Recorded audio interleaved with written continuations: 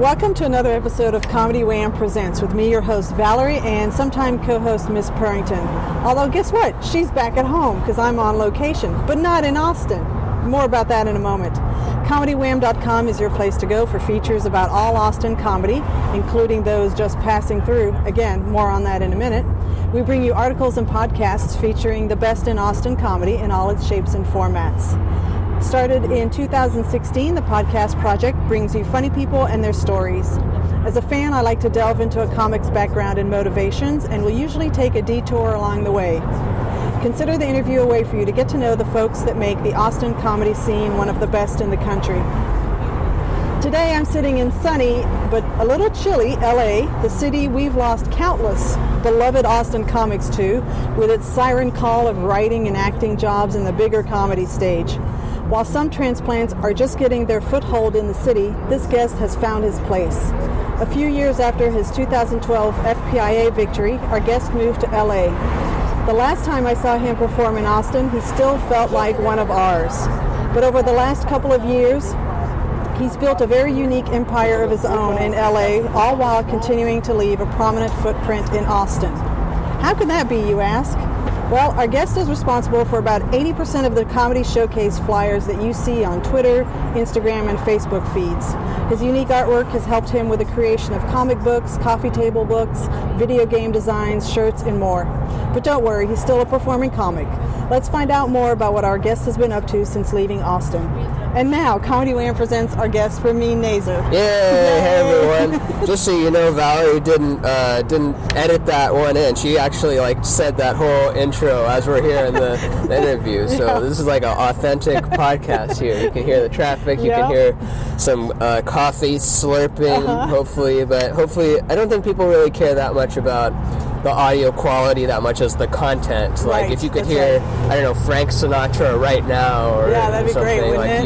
you wouldn't care what kind of mic he's going through. I don't know if that made any sense, but the content is key, is what I'm trying to say. And so here we are. Here we are. So Ramin, I know we've broken the ice before we started recording, but my official ice-breaking question: one word to describe your past.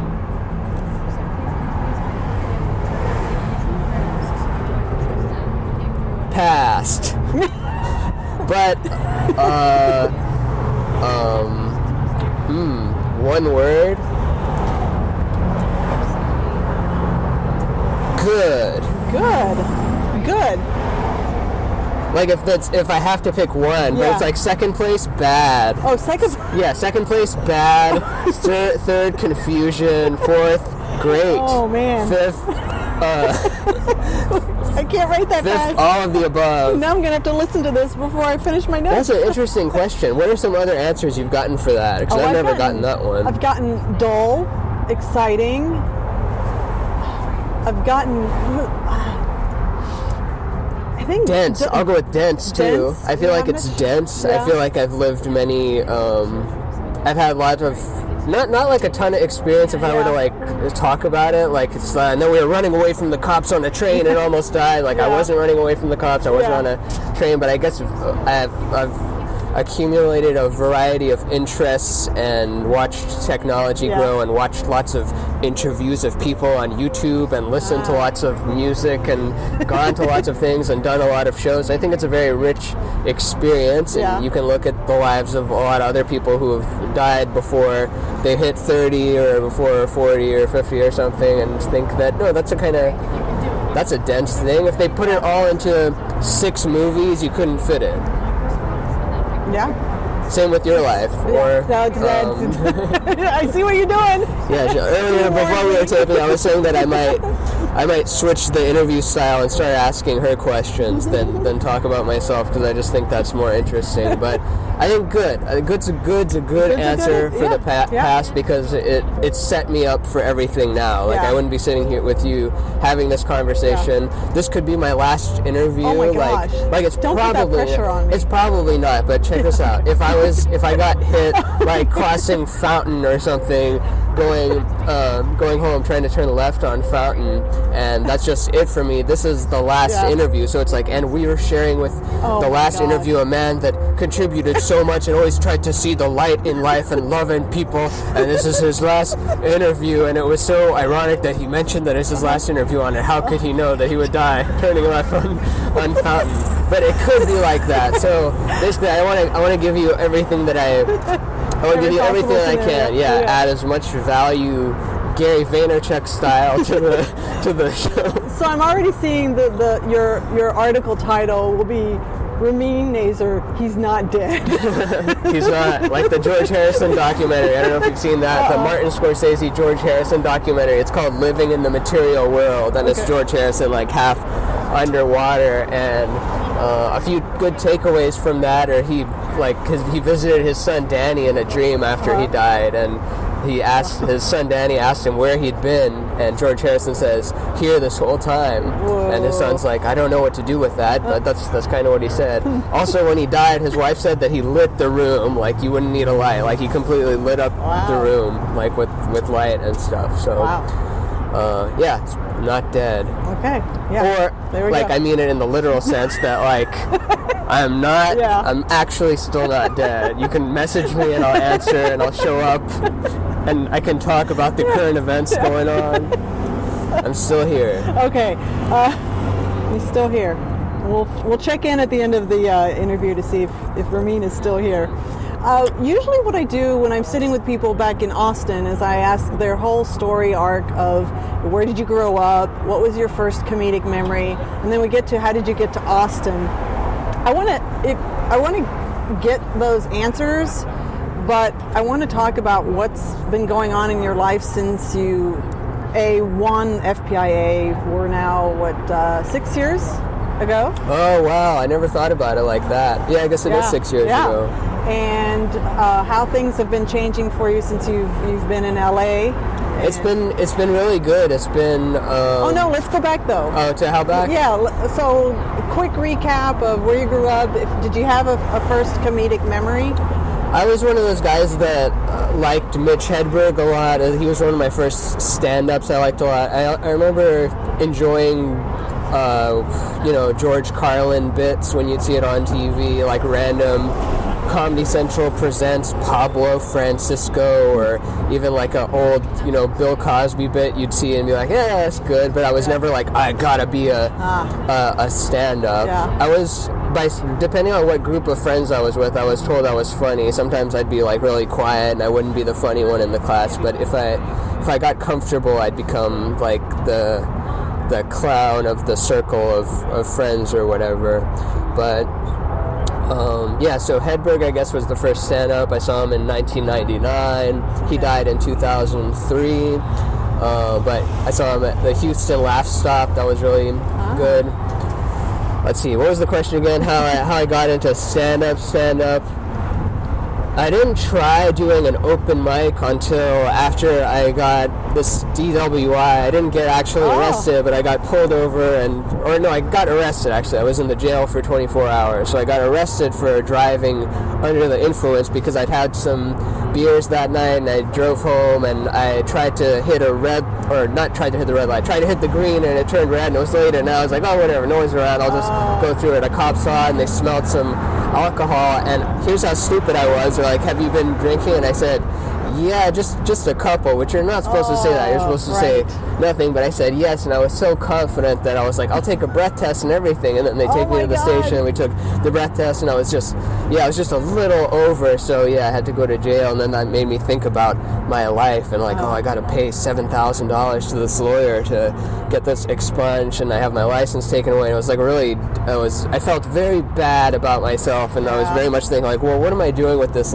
life if I'm just spending my nights just drinking and then just endangering myself and others and all this kind of thing. So then I had this talk with my friend Mike, and we kind of talked about stuff we wanted to do in music and like trying stand-up. Like, I always wanted to try stand-up, and we looked it up. We looked up Cap City, figured out when the open mic was, decided, well, go check it out, see what it is. Like, there could be 100 people there, there could be 0 people there, there could be, in between. We go, it's really packed. It was just super good energy, like one of the best energies I'd ever seen in the little room, which is now known as the Balthazar Lounge. Rest in peace, Andy Ritchie.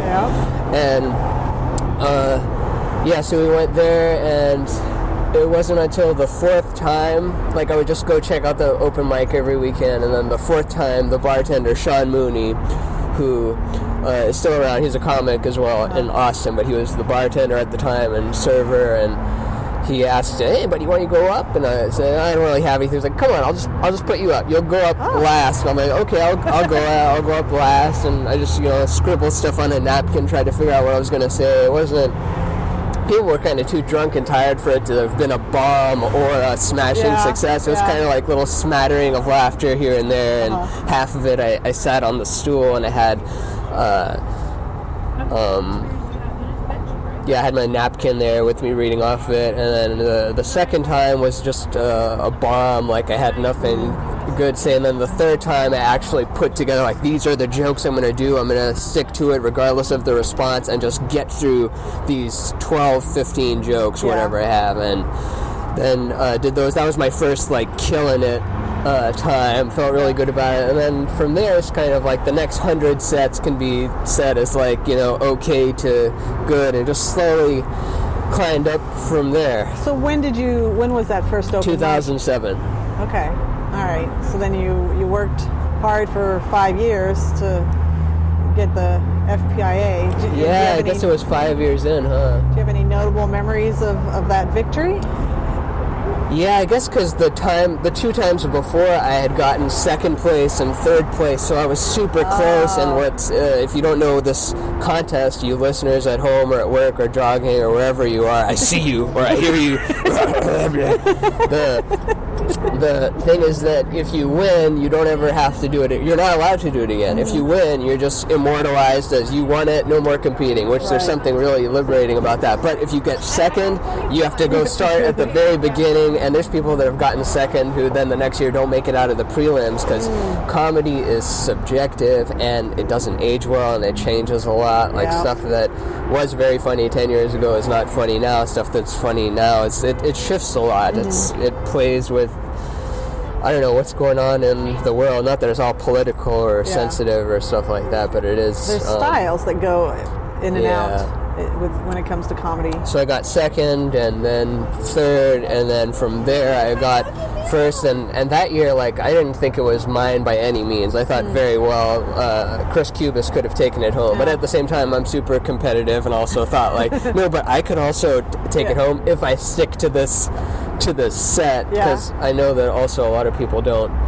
do that. They kind of waste some time on it. They're like, hey, how's everyone doing? Okay. Oh, you already lost your first 10 seconds, you're out. And I very much saw it as if you're not going in there to actually get that first spot, then you shouldn't be complaining about, like, oh, I should have advanced out of the prelim round, I should have been one of the top 4. If you weren't the top number 1, then who cares if you're the top 3 or 4?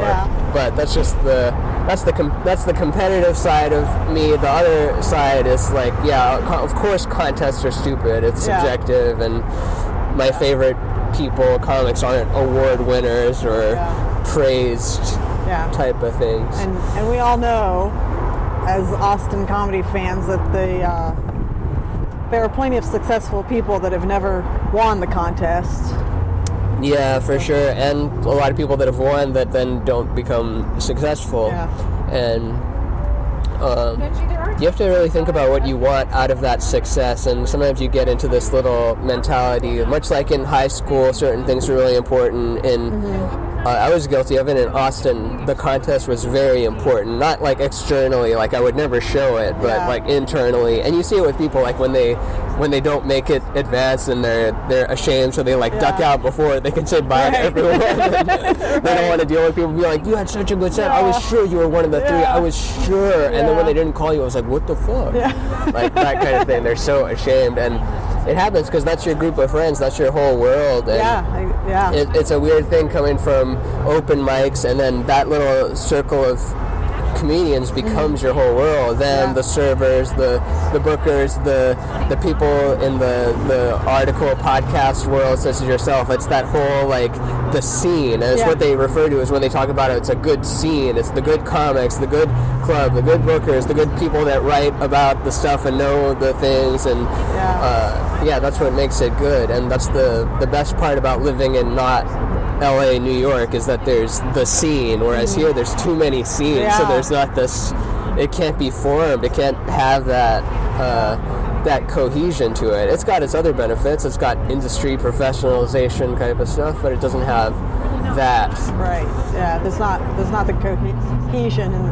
So it becomes important to have a role in the tribe, whether it's as the person that does well in the contest and then has a career, or it's the person that maybe doesn't do well in the stuff but makes the back of the room laugh, and like, of course he didn't advance, but he said the real shit, and he had the best clip out of it, and I'm going to book him at the Velvet to headline a weekend. Like, I got booked at South by Southwest for not advancing. I didn't advance in 2010, but I had like a good set, I think, but I wasn't one of the ones chosen for whatever reason. I think I was just green, and I like gave off an uncomfortable vibe. And then Charlie Sotelo was a big supporter of mine, and was like, well, do you want to do South by? I know it's in a year, but do you want to do it? And I was just, he gave me that like win from that loss. It turned into a big win, which he probably wouldn't have offered that if I had just gone forward. He offered it as like, I believe in you, even though these people might not tonight. And then it all gets washed away after a few years, because then a few years, like, going from there to winning it to not caring about winning it, like, I think it's stupid, but you just kind of move on. Like, no, that's the thing I did, and now I'm more concerned about the next stuff. How many years did it take you? Because I just generally said a few years after winning in 2012, you moved out to LA. How many years? I moved here early 2014, so it was like a year or two after. Yeah. And was it, if people have not checked out either your Instagram or just your website to see how talented you are as an artist, let alone as a comic, which maybe this is a bad perception that I have, but to me it seems like the artist side of you is just like really thrived in the last 3 to 4 years, but maybe it's been there the whole time. I think I put more, like, I look at everything as seeds and plants, and I've definitely been watering those plants more than the stand-up plant, because, I don't know, it's just kind of where my interest goes. Okay. And overall, career arc-wise, I've always identified more with people like the South Park guys, or Mike Judge, or Jim Henson, and even Seth MacFarlane. Like, people give Seth MacFarlane shit, like, it's too much Seth, it's bro-y frat. It was like, some of it's bad, but there's also some good in there. I'll throw his name in it. I'm a fan of a lot of stuff he does. I love that new Orville show. I can't stop talking about it. I've watched it twice now. It's good. I'll go on record. I'll go on this podcast saying the Orville is good. I know the poster looks like something you think is stupid, but it's good. I'll fight you. I'll fight you for the Orville. And so when you made the decision to move, it was driven by comedy? It wasn't, or it was driven by, for one, my girlfriend wanted to move after she graduated from college, so she was definitely a part of it. I always thought of coming here, and I'd take trips out to LA, like maybe like 2-3 times a year, and do spots and that kind of thing. And then eventually you learn that you can't learn what here is by proxy and like visiting. You have to experience it, and it sounds like ghosts and stuff, but it does try to break you that first year. Stuff will happen that is not supposed to happen. Your car will break down. You will have health things. Like, just, I see it happen to everyone. It's the test of it to see what happens to you. Because you come here, if you move here, you're already a big fish in whatever pond you came from. So you can't help but have a little bit of that mentality and think about it like they're like, oh, I'll just do what I did in Austin instead, but I'll be here, and then the same thing will happen. And you learn it's just kind of bigger than that. Like, you can't, in Austin, you can do a showcase like several times a month, or like it gets booked a week in advance. Here, if you get booked on one of the bigger showcases, it's like, all right, well, we'll have you on again next year. And you have to learn to book stuff way in advance. There's not that, or I mean, everyone's career is different, but I would get more corporate gigs in Austin too, so I just had more of a thing there, whereas here I'm a C level, B level type of person. I'm not one of the A level guys that like can go jump on a spot any night they want. It's like I've got to send out the emails, be good about it. But I'm grateful for that. I'm grateful to even be one of the actual comics and not someone that's struggling to get stuff. And that comes over time because you meet, it's about relationships. You meet people, you do the festivals over a year that you reconnect. And was that part of a question or something? Oh yeah, I was moving out here. Moving was partly because external pressure of girlfriend also wanting to come out here, and I was on board with it, but probably wouldn't have made the choice had I not been budged. And also I felt like you can, career achievement wise, there's only so much you can do based out of Austin. Not material development wise. I think you can develop the best stand-up material, and business and talent have zero to do with each other. They're very distant neighbors. They saw each other once at the grocery store, and they can't like pick each other out from a lineup. They're not closely related. Talent in business, yes, but people that think they're really talented are like, why don't I have stuff? It's like, look at, even James Brown would say it. James Brown would say, I'm 25% music, 75% business. And we've all seen just horrendously banal, stupid art in an art museum, and it's like, hundreds of thousands of dollars. And we've seen super talented, street musicians or paper mache people or painters who are just struggling to get the $5 and they're on the street. So we know that there's no, or look at like Jaco Pastorius died with no money, or Van Gogh didn't sell a single painting. The stories are countless of talented people with no money and not talented people with money and in between. So it's about kind of figuring that out. Like, if I come out here, how am I going to actually make the money thing work? Which that led to a lot of the comic stuff came out of that void, because I realized that it wasn't enough to just go do sets and then hope that I get booked on more stuff and discovered, because how am I going to actually make income? And I'd always made comics in Austin. I started at UT. I did it for the school paper there. And then later got syndicated in random publications. So I kind of got back into that a little bit, more to kind of vent, because they were less funny and more just kind of, I guess, I don't know if philosophical is the word, or like dealing with anxiety. It's kind of like anxiety therapy of making those simple white ones. And I almost didn't post it because I felt like this isn't funny. Why would I post this? It's not funny. And then I'm watching all these Seth Godin talks and Brene Brown and about braving the wilderness and the fear of putting stuff out, and shame drives two tapes, which is you're not good enough and who do you think you are? So it's either telling you you're bad, and if you're good, then it's like, well, who are you to like post this? It's like talking down to people or something. So almost didn't post it, and then something in me said like, no, that's a good compass, because if you're afraid to post it, just post this. Worst thing that happens, it gets 0 likes or you get made fun of. And I've been like, if you eat shit on stage, you can deal with online haters. That's nothing. You don't feel it on stage. Oh, you feel it. If you bomb and you have 45 minutes left to go, and you're not like feeling confident about your material either when you're at that place, that's. So do you remember what your first super bomb was? No. The first drawing that you. Oh, the first one that I categorize as that is the one that the one I'm talking about specifically is the one where it's called Decision. He says, "Just make a decision already, so the story can move forward." And he's looking at these little colored panels, and then just kind of decides orange one, and then jumps into the orange one. And then it got like a really good response. It like resonated with something in people, so that gave me some juice to keep going. And then I just kept putting those out, and then some people were like, "Do you sell prints of this? Like, I want a print of it." I'm like, "Oh, I guess I'll look into it." And it's been a while since I've done any of that. And then you kind of research the paper, what it looks like on it. I wanted to print it myself so I can send it out with the other books and things that people order. That was another one. The book was something that came before that, which I wanted to sell something at shows. Okay.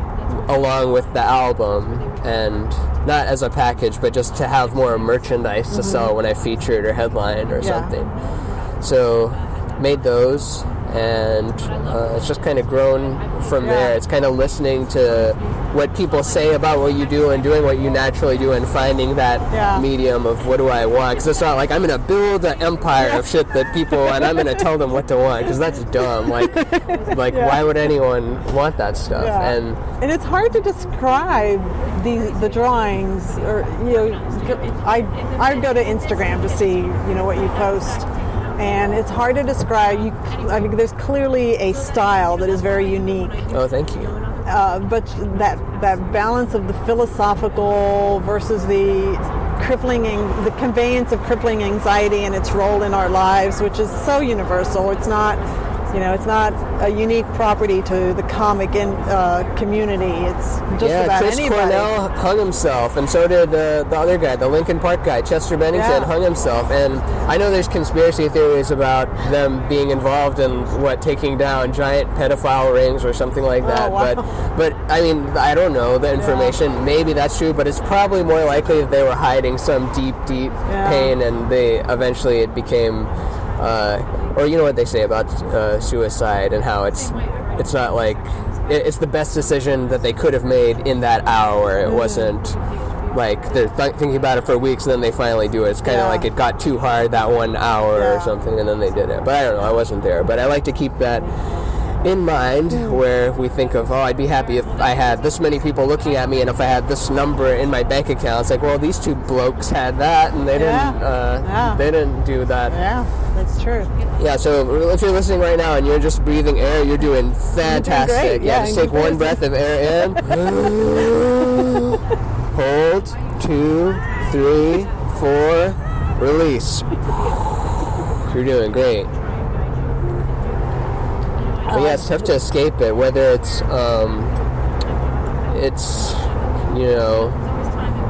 the flames are fanned by the news, by maybe it's your family, maybe it's your bank account, yourself doing it to you, but there's all these different sources telling you that it's not okay, and you're not okay, and you're not good enough to feel okay or make yourself feel okay. But it's not true.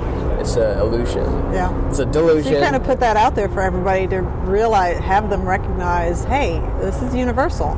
Yeah, and I want everyone to be their best self and, make the stuff that they're meant to make here, and not just have like, oh, these are the comics. Like, okay, there's Amy Schumer, Aziz Ansari, and Louis C.K., which all those names kind of, it's weird the context of saying that now, or Amy Schumer, I guess, is okay now. She's not in trouble for anything,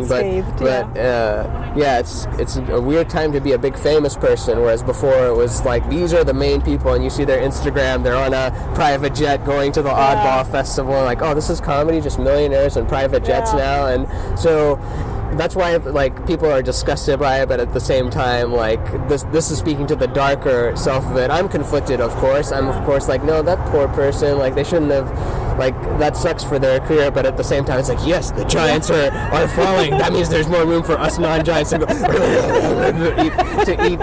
eat the thing. And then maybe I'll be that one day. Maybe I'll be some kind of Hitler. Probably not. Let's hope not. But who knows? Let's say like, to wipe out this interview from our roster. No, I don't think I will be. That's so much energy. Yeah, that's true. It is. And I don't know. I don't get off telling people what to do. That's why I don't think I'll ever be a good director. I think directors are good sociopaths because they love telling people what to do, and I hate telling people what to do. Like, can you go stand over there? What if I sit over here? Yeah, that works good too. It's out of the frame of the camera, but I'd rather just have a bad film than tell you what to do, even under this context. I'm sure that makes Wes Anderson just cringe. Oh, that's okay if it's asymmetrical and it doesn't have pastel colors. Yeah, it's just fine. No. Symmetry and pastel colors now! Or maybe I'll grow out of it, I don't know. But I think we're going more towards that, and the creative is starting to become more in the zeitgeist. Like before it was this weird thing that ad agencies had, and now you're seeing Dropbox have campaigns before movies, and not even out here. Like I'll be in Lake Jackson, Texas, and I'll see a Dropbox commercial at the movie theater that's talking about creatives, and like, we want you to create, and you got to create what's inside of you to let your art out of the... So it's like, it's cliche now to be an artist and be a digital Dropbox artist type of thing, doing business on Facebook Messenger and Instagram DMs. You are really busy. Maybe I just happen to follow all the right Facebook groups, but you create so many flyers for Austin comedy shows. Oh, I think so, yeah. I don't know if it's 80%, but... yeah, it sounded like a good number. Yeah, it is a good number. Yeah, I guess I do. They reach out to me. Some of them are people I've known for a while, some I don't. Try to, do a good job with it and make it so that they think that they paid, or they got more than what they paid for. That's what I want people to feel. Yeah, and I want to feel that it's worth my time, so it's not like they have a live video of how much time it took me to make the thing. Like if I made it in 20 minutes and they don't know that, then I just want them to be happy with the thing and spread a little more. It's what Jimi Hendrix said, actually, when Jimi Hendrix said that, what would you change about the world, is what they asked me. I wouldn't change a thing. Maybe a little more color in the streets, but that's it. It was just so laid back, and I was thinking about that, like, I wouldn't change a thing. Just a little more color in the posters. So besides the art and the business of art and comedy, you're also associated with podcasts, notably with Shane Moss's podcast. How did were podcasts a thing when you were still in Austin? Barely. It seems like I think Adam Carolla and Joe Rogan were doing it. Jimmy Pardo. Yeah. Tom Rhodes was getting started. I'm sure I'm missing some, but it wasn't huge. Carolla definitely was. I mean, regardless of what people's opinion of him is, he is the podfather. He is one of the big pioneers of it, and left and built his own pirate ship and sunk money into it, and then kind of grew it by... when I say regardless of what you think of him, I'm talking about because sometimes his politics are interpreted as more conservative. He's not a Trump guy or anything, but he's, says stuff that sometimes people will be like, what? He said, what about the people? It's like, he's old. That's his sense of humor, but he's undeniably, like, those rants he goes on are undeniably funny. I like that podcast. I haven't checked in on it in a while, but that was one of the first podcasts I knew about. Yeah. And then it just kind of exploded over the last few years, and now it's getting to be everywhere. Like, My Favorite Murder is giant. Yeah. Like, everyone knows that one. Right. And I listened to one called The Positive Het Podcast. I don't know. It's done by this guy named Brandon Beecham here in, I guess, in Orange County. But I forget how I stumbled upon it, but it's literally that. It's positivity, playing clips from Eckhart Tolle and Abraham Hicks and Brene Brown, and just all these things of like a self-help kind of thing. I love self-help. Yeah. Different ways of chopping up wisdom into words that you've never heard before so that they actually sink in, because otherwise you're just Nike. You're saying just do it, and just do it has no effect on you. We're all one has no effect on you. The sun will come up tomorrow. Like, all these things that you see at Target are not going to make you feel anything. It has to be articulate it in a way that resonates in a way that's never hit that receptor before, so then you can feel it and you're like, oh right, life is good. And then you can live on that for a little bit until that becomes cliche. And it's like bananas go bad, like, but they're good for you when you eat them. When they're yellow, you don't want them. Green is when you didn't think it out too much, yellow is perfect, and then brown is when it's at Target. It's not going to resonate with you anymore. Have you ever seen something at Target and felt it? Like, oh yeah, live, laugh, love. Oh yeah, all those cheesy things. And it's like, oh, I should think about that more often. But it wasn't cheesy at a time. Like in the 70s or something, if you wrote that down in that calligraphic style, it's like, oh, it's so beautiful. But then fonts come out that imitate that style. You see that font a lot. It starts to be familiar, and there is something. It's kind of like overtones. Like some quality, you're not sure what it is, but it's there. In music, there's the tone that you hear, and then there's these other things going on in higher octaves, which add to the richness, which hits you on a deep soul level, which you can't articulate, but it's there. Or you can actually articulate. You can measure it with sound picking up devices, but as just a layperson, you're not really sure what's there. If that makes sense. Yeah, this is getting way too deep. We're getting way too deep. Let's go back to the shallow end. So what were we talking about? We're talking about art books and comedy. Podcasts. And, how do you got into podcasts. Podcasts. Let's see. Where did I helped Tom Rhodes with his, not the audio part, with the website part a while back, and then Shane has been my friend for a while, I guess since, I don't know, like 2010, or I don't even remember the day. We've tried to talk about it. We even were together for some documentary and trying to remember when we first met or became friends, and both of us didn't really know. It's kind of like the memories were implanted and we're supposed to be friends or something. And so I started helping him with his podcast, artwork, website, getting it on iTunes and the RS feed and all that stuff. And I was the audio guy for maybe 100 episodes of it. Now it's done by this other guy, Jimmy. He does a great job with it. Took that over for me because I don't know, he's better at it, and I didn't have the time. But that's what he does. Like, he's mainly audio engineer, and I was doing it as like thing that I'm learning, like kind of spoken word. Like, how do I get people to sound level, and does it sound good on this headphone as it does on this speaker? It's something I'm interested in. But yeah, I got into it like that. I've tried podcasting myself over the years. I'm finally starting another one because I got my laptop back because it broke and I had to get the data recovered. But I've tried over the years. I had one with Maggie May from Austin called The Sweet Cast a while back. I think it's still up on iTunes. If not, I need to put it up there. Did one with Chris Cubis for a few episodes, but we never posted them. It just kind of lived on a hard drive, and we couldn't make it work. We were taping it in the studio at someone else's house, and he didn't have a car, so I'd have to go pick him up, and we're both busy with stuff, and neither of us are the leader, make it happen in a group setting thing. Like we both make stuff happen, but we're both also like, oh, do you want to do it next week? Yeah, sure. So we never made it happen. But those episodes are somewhere. I should kind of look through them and bring them up. That'd be interesting hearing a conversation me and him had in like 2013 or something.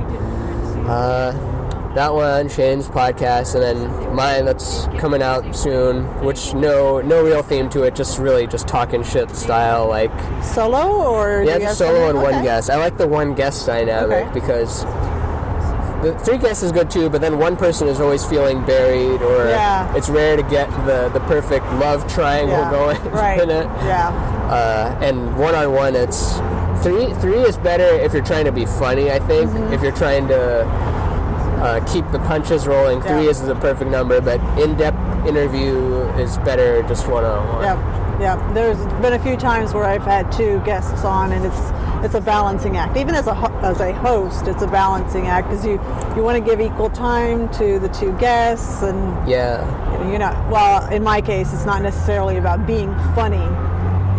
Here it's more finding out the story, and you want to. You do juggle that. Or not investigative journalism, but just more Marin style than like Marin isn't trying to be funny the whole thing. He is funny, but he's not trying to, like Adam Carolla is trying to be funny more than trying to really learn about people more. Something like Come Town is trying to be funny all the time, and actually Come Town is really funny. I don't know if you've checked out I haven't, Come but Town, I've heard but a he's an lot of Austin people guy. talk. Yeah, Nick Mullen's an Austin guy, and he's completely nihilistic and rude and all that kind of stuff. But guess what? Those are some ingredients in humor, and it's undeniably funny. Especially, it's a nice place to go to now, where it is like kind of. It is walking on eggshells a lot of thing, and I don't think that, the people are too sensitive now. It's just kind of what is, like, we're sensitive because there's a lot of bad going on, it has been, and now you're finally starting to say that's bothered you. But what I mean by that is the context that was lost can be regained in these little micro podcasts of people trying to be as honest as they can and authentic in that moment, even if it means doing a racist accent or making fun of someone who was in the news recently, because that's really how you talk with your friends. And we don't mean it. We don't actually want. The truth revealed. We don't actually want them to feel pain, but behind closed doors, it's funny to do to cross the line just a wee bit, not dash till you can't see it anymore, but just cross it because it breaks the tension, and that's what comedy is. It's breaking boundaries and breaking that tension. And but there does come a time for the main comedy on TV to not use words like Jap anymore. Like Don Rickles to the very end, like, what are you, a Jap? Like, you can't just have that forever. It had its time. But it is funny to do an impression of Don Rickles on a podcast and then of him saying that's the whole thing. Given your multitude of interests, do you have a current favorite thing that you like to do between stand-up, the art, podcasting, or being involved with podcasting? Do you still tour with your comedy? Rarely.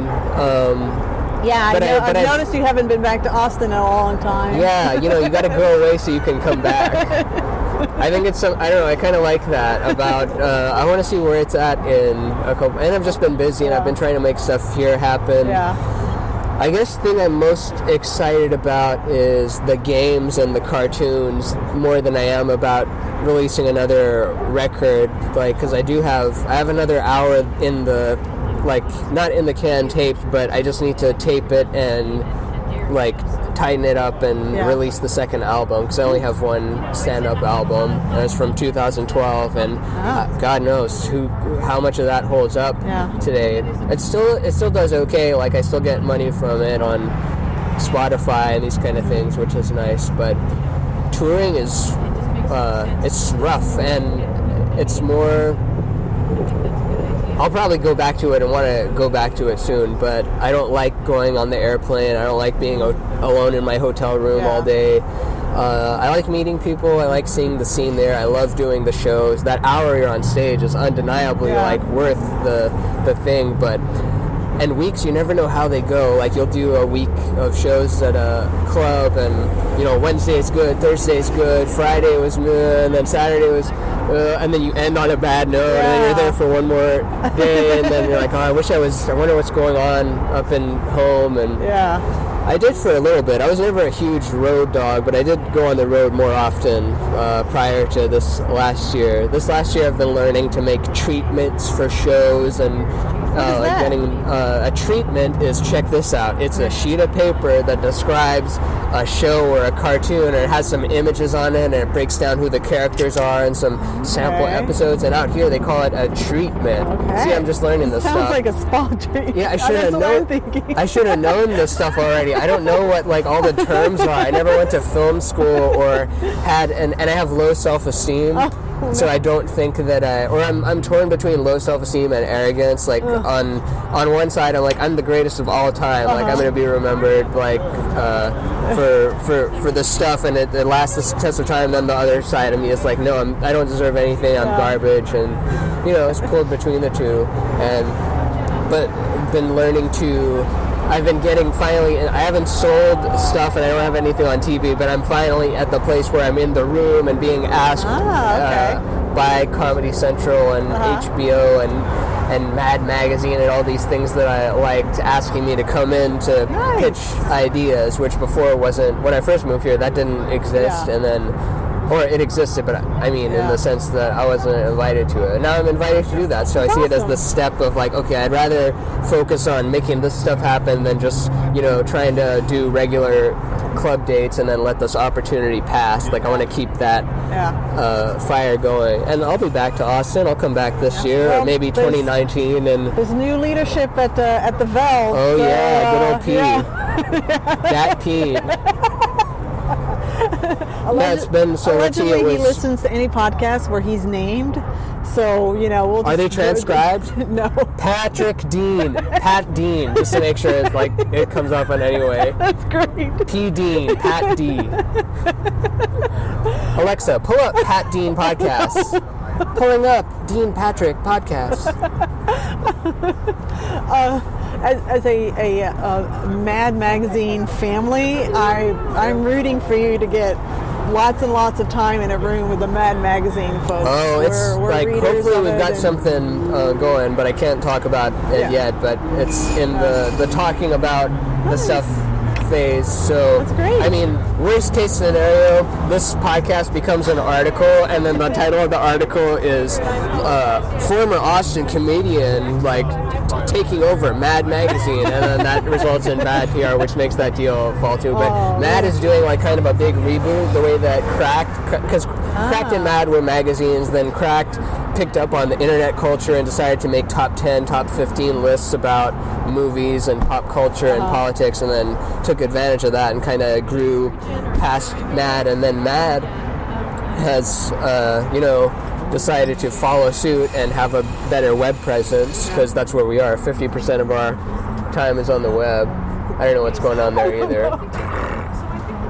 Technical difficulties. But they're putting effort into that, and honestly they do have better IP. They've got Spy versus Spy, Alfred E. Newman, the bird thing, the little there's more memorable stuff about Mad than there was about Cracked. I think so. So I made the comparison that Cracked is like Pepsi in the 80s during the early 2010s, because for those who don't know, Pepsi won in the taste test because Pepsi is sweeter, so you can just have a little ounce glass of it. You're like, yeah, this Pepsi is better than this Coke, but you don't want to drink a whole 12 ounce or 16 ounce of Pepsi, so Coke is longer term one. So we'll see, but I don't know what their numbers are on either, and it's good to have both. Why not? I like that there's Coke and Pepsi. I like that there's Mad and Cracked and RC Cola, whatever. Well, when we go out to restaurants, we only ask for Mad Magazine. So we're very religious about our Mad Magazine. Right on. We're going to start winding down, and I thought that in these last couple of minutes, since there are so many people that have moved to LA from Austin, or even Austin to New York, what would you say to somebody who's looking at making that decision? I know you talked about, when you first move here, it's a big adjustment, and that first year can be really tough. Do you want to share some words of wisdom about? Definitely. All right, kids, listen up. For sure that what Valerie just said, where that first year, be prepared to eat shit and have it be very scary.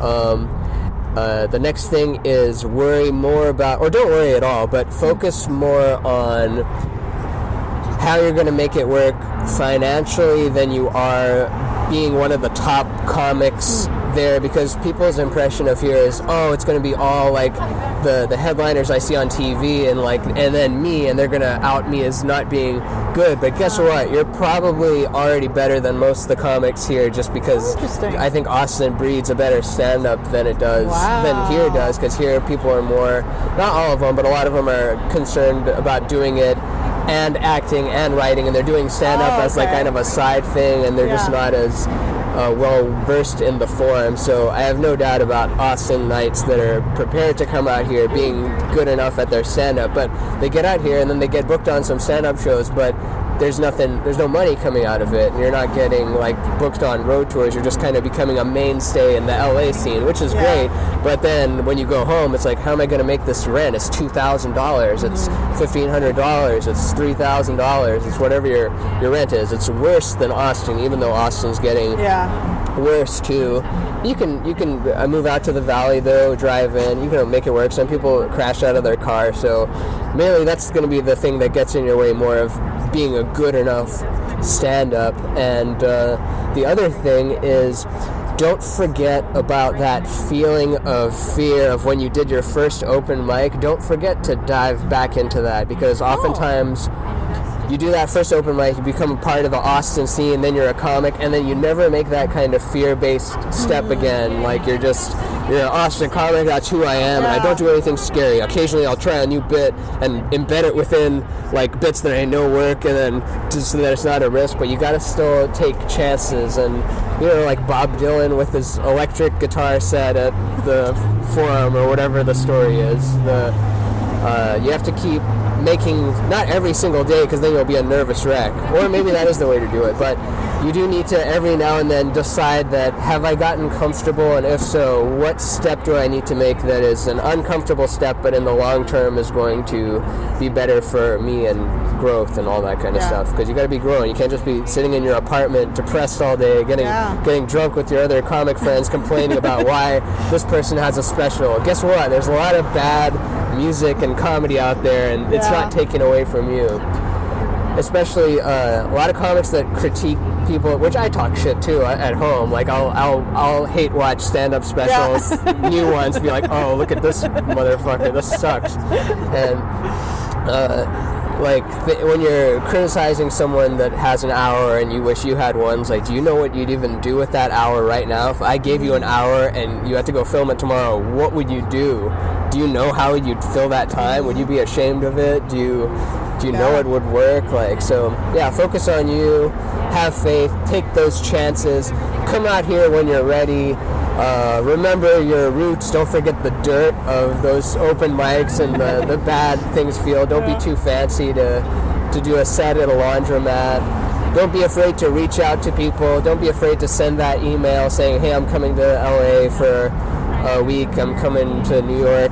Can I do this show? Can I come watch?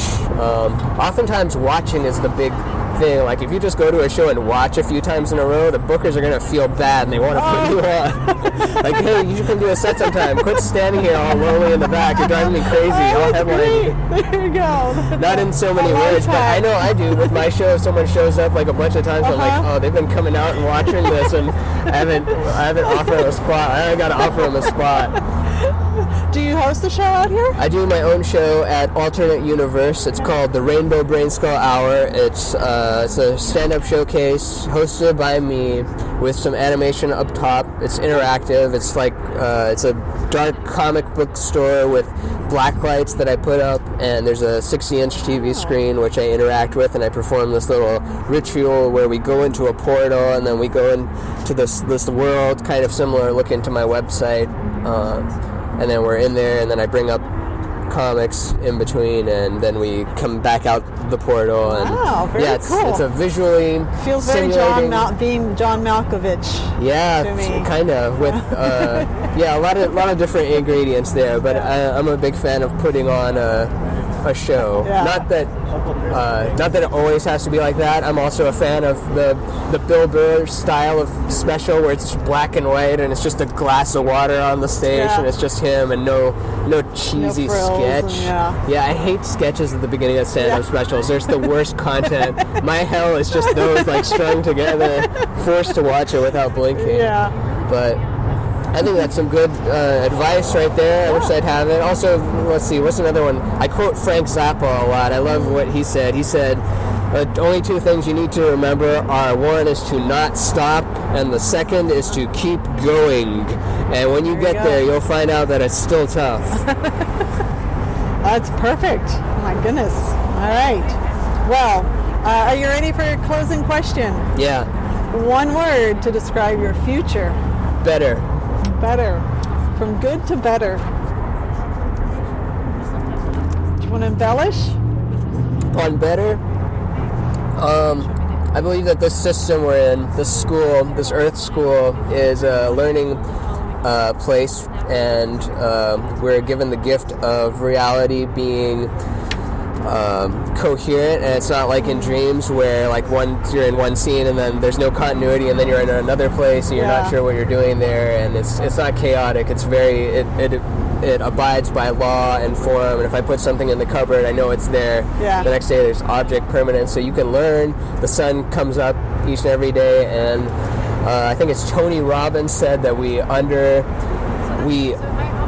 overestimate how much we can get done in a day and underestimate how much we can get done in a year. So always be thinking about the long game. Think about the year. Is this good for what I want to do in a year, or am I just thinking about how I can get through this now? Because if you just string together just the today, you don't really end up with much. And you shouldn't take those daily losses so bad, like losing for a week or making your whole, having a day that sucks, having a week that sucks, having all of 2018 suck. That's fine in the long term. If my 2018 and 19 suck, that's still fine. Like, I'll still recover from it. It'll be okay, as long as you're still here, because we're all aware of it. We all felt the sadness of it, but it's still tough to keep it in your head. As like when LaShonda passed away, when Andy Ritchie passed away, when Monty passed away, Harris Whittle passed away, people you don't even know, even Prince, David Bowie, Gary Shandling, just all these people we've lost just recently who, when it blows up on the internet, you feel it, but then a week later goes by and you're still back to your old habits of self-destruction and berating yourself and not doing the thing you know is the right thing for you, or whether it's eating healthier, or doing more stand-up, writing different material, doing the thing you know you want to do but you're afraid of. You should still do that, and keep those people in mind. Think about what they would say when you're thinking about that fear. Like, say it in their voice. Act as though you can literally talk to them and you're a channeler, and you can feel their vibe and what they would want of it. And I think my favorite would be LaShonda, just saying. Yeah, I think about her a lot because a lot of the stuff I post, if I'm afraid to post it for whatever reason, I think of the dumb shit that she liked of mine, and would comment and be like, this made me laugh, I don't know why, and it would make me so happy to see. I mean, it's a stupid thing, but it is the world we're living in now. Like, we care when we see those little hearts like things pop up, because we're social animals, and while it's no substitute for seeing a person like you and I are doing right now, it is a substitute, but you don't like the substitute teacher as much as the real teacher, but it's still, you got to get your lessons in. It still helps. And like when I'd see her pop up, it like had more value to me. It's like, oh, if she likes this one, that means it's a really good one. And I think about that if I'm afraid of it, because she was authentic, she was real, she said what she felt and lived her life the way she It's a great wanted lesson to. Anytime. It's timeless. And was kind too. She was mean and kind, mostly kind, but great combination. And real, and we're starved for authenticity. There's too much saccharine bullshit and people not standing tall and saying what they want. It's what we like about them. When their time comes to an end, we look back, it's like their authenticity, or even if it's, they loved 311, they loved the dumb music you like or something is then seen as endearing. So just live your full authentic self, own it, and don't get super stressed out about having to, because just the balance of, you can go do it, just do that thing, because then that becomes a trap too. Also, don't do the thing. Spend a day not doing the thing. Just have fun while you're out here, and just try your best to make the world a better place every day. And the world includes you. You're a piece of the world, whether you like it or not. You're an accumulation of food that sprang from the earth, and your mind is an accumulation of thoughts and sounds you heard. And you have to give it back one day. And the experiencer behind it all moves on, but the physical and emotional and mind matrix of a you has to eventually go back into the earth from which it was borrowed from. I remind everyone, nothing. We paid nothing to get here. We paid zero, and we get to experience existence. That's a steal. We stole it. Oh, wow. It comes with a sun and a moon. It came with it. You didn't have to go buy it. That's pretty cool. Completely free. Oh my gosh, Ramin, this has been amazing. I hope everybody listening from Austin realizes what a gem of an episode this was. And I need to check in because I promised that we would check in at the beginning. Ramin, are you alive right now? Fortunately, yes. Awesome. Okay, fantastic. He's not dead. All right. Well, that is a wrap on Comedy Wham presents Ramin Nazer. Tell us where we can find you on social media. Plug the website. And It's all my handles are pretty much my name. It's Ramin Nazer. It's RAMINNAZER. I think my Facebook one is the only one that has a differentiation because I have a Facebook account and I have my Rainbow Brain Skull page. So. Also, my site is where I post all my everything, so that's an easier one to navigate than the social media. Site. It's a beautiful site. Yeah, we don't go to websites that much anymore. We're all trapped on social media. Social media is the new face of the internet. It's stupid to even call it social media. It's just kind of, that's the internet, and then there's the stuff that it links out to, but that's what the internet is. It's social media. True. So that's where you can find me. Say hi. I write back as much as I can. My gosh, I was stunned. Oh, really? Yeah. I try to write back as quick as I can. I've gotten better about it this year, and because we all fall into the trap of, I'll write back to that one when I can actually have the brain power. But now I'm like, I'm sending it with typos, and I'll add a few exclamation marks in case I come off as rude. I know that women have to write more. There's like some study, that women come off as bitches if they don't write like 100 exclamation points. Oh, man. And men are just being men. All right, RaminNazer.com. Go now. Right now, go. We hope you've enjoyed learning about how Ramin got to be the comedic genius that you heard today just as much as I have. Be sure to visit ComedyWham.com. Give us a follow on Twitter and Instagram @ComedyWham and like our Facebook page. You can listen to past interviews on all of the podcast players and review us while you're at it. This has been Comedy Wham presents Ramin Nazer. I'm Valerie, and that's been funny. Thank you, Ramin. Thank you. It's been a pleasure.